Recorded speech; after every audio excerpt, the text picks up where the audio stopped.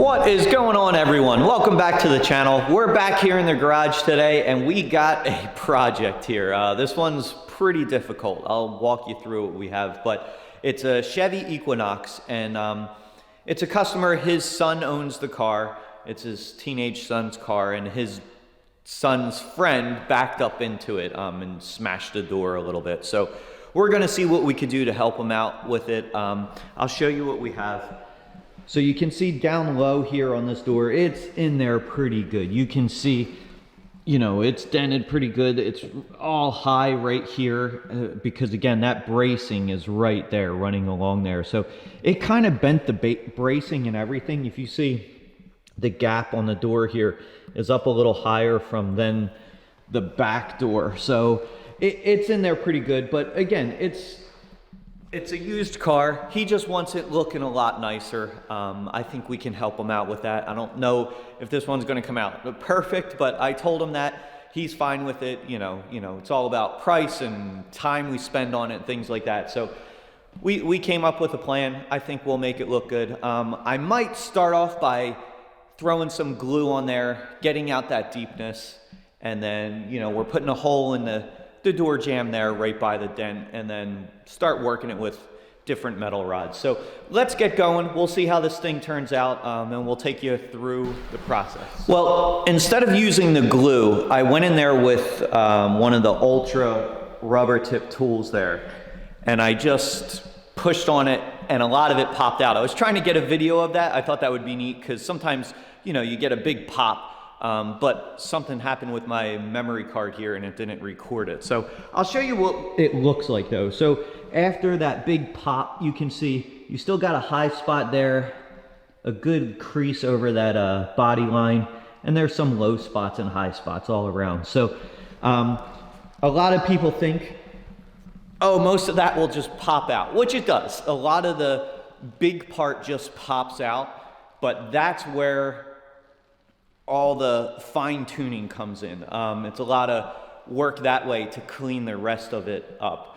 You know, some people talk about getting plungers or suction cups and I think it'll pop out with a suction cup. Sometimes it does, you know, a lot of it comes out, but to really get everything back to the way it was, it's a lot of work, a lot of tapping, a lot of working with metal rods and stuff. So we'll keep going on this. Just wanted to show you what it looks like when you get that pop and then, you know, still have to do all the work from there. So let's get going.